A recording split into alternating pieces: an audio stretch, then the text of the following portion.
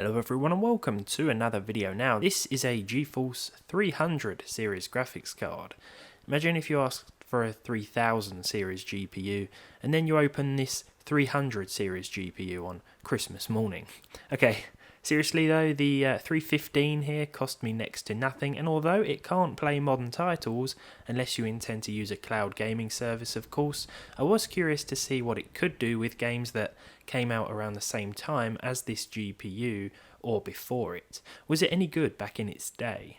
Well, first the specs. This is an OEM card that would have been found in older Acer machines. For example, it didn't originally look like this, but I've added a twin fan cooler from another GPU to this one, as the fans didn't work. This worktop looks like a budget GPU graveyard. Apparently this card came out or started appearing in systems around late 2009, though other sources date it at around 2010.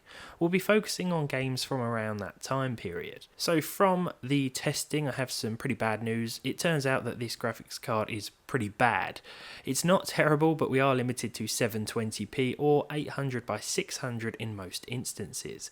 It's still good for some multiplayer Black Ops gameplay, at least with bots anyway.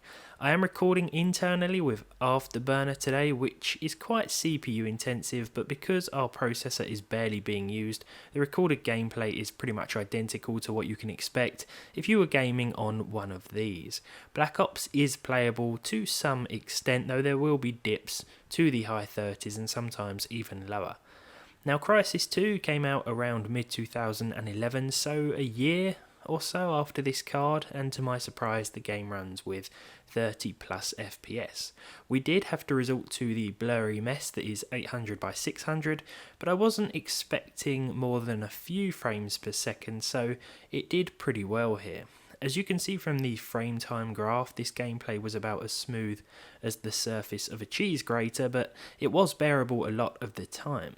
Locking the game to 30 frames per second is definitely a better way to play, as the stutters and drops aren't felt as much.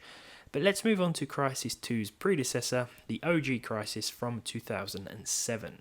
Now, unlike Crysis 2, which came to consoles and PC around the same time, Crysis came to PC long before it came to last generation or the generation before last generation consoles, so it doesn't seem to be optimized as well. Crysis at 720p looks like a different game, to be honest, and I don't mean that in a very good way. However, this is what is necessary in order to hit 30 frames per second, and as we make our way along the beach, this frame rate will dip into the low 20s.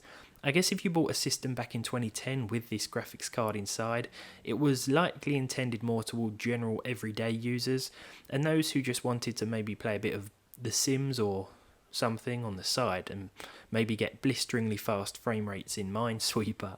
It's always nice to see though that these sensible graphics cards intended for basic use can sometimes run games, even though the settings do have to be turned down quite low. And there are certainly some sacrifices that need to be made. I used to play Crysis like this back in the day and had no complaints though, because it was still fun after all. Now GTA 5 is probably the newest tested game today, and it actually ran quite well.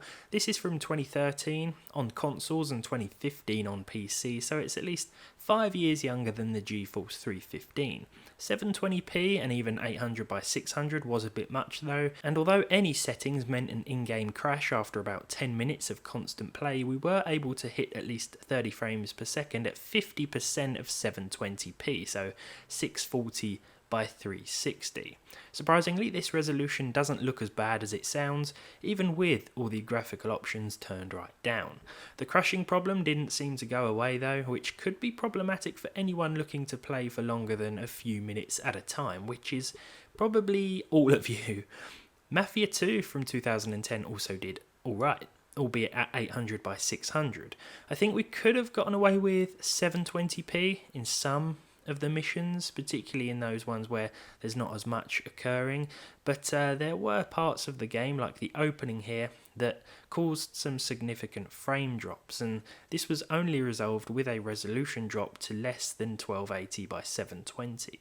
The frame rate did hit close to 60 on some occasions though, which was a nice touch, and as a big fan of this game, it's nice to see it running well on this ancient card that would have been found in pre-built systems in shops at the same time that Mafia 2 was on sale. I remember when this game came out, and that makes me feel quite old.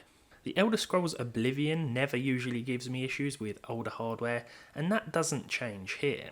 60 FPS with the medium settings at 720p was easily doable, though there were some dips to the mid-40s, which occurred in heavily forested areas and as we got close to busy cities, for example. Running around some of the busier places in the game did certainly cause a few drops, but for the most part it ran okay. This game came out in 2006, so most, if not all, games from that era shouldn't give you too many problems when using something like the GeForce 315. This is also true for San Andreas as well, which was released for PC in 2004, so a couple of years before Oblivion, and therefore it's no surprise that it performs even better with this card. We're using the highest in-game preset at 720p with anti-aliasing turned off, though the draw distance is also set to maximum. 1080p will still cause a few problems though, which is quite surprising when you consider the age of the game, and it's best to forget about those aforementioned anti-aliasing options because that will cause some significant slowdown too. Finally then, it's a game that I've been meaning to get into properly for a while. This is 2008's Witcher Enhanced Edition. This version is more system intensive than the original release, which I think came out about a year earlier. This one has extra graphical features, so it looks a bit better than the original, but it does make it more demanding. It still runs okay with the GeForce 315 and looks pretty good even with the low settings. The controls do take some getting used to, but I think it's definitely worth playing if you want to start off with The Witcher at the very beginning. So there we go, this has been a look at the GeForce 315, a GeForce 300 series card that's not to be confused with a GeForce 3000 series card, though I'd say that would be pretty hard to do. Now the reason I reviewed this card is because it came to me as part of a system which I intend to combine with a different GPU for a budget PC build, so I thought I'd review this card anyway. I said I got it for a low price at the beginning of the video, and in actual fact the whole system was a pretty low price. I ripped this out of it not knowing if it would work or not, but yeah, I'm surprised to see that it does, or glad to see that it does, and furthermore, I'm glad to see that we can still run a few games with it, even if it is older DX10 and DX10.1 titles or below. With all that said though, thank you very much for watching. If you enjoyed this video, leave a like on it. If you didn't, leave a dislike on it. Subscribe to the channel if you haven't done so already, and hopefully I'll see all of you in the next one.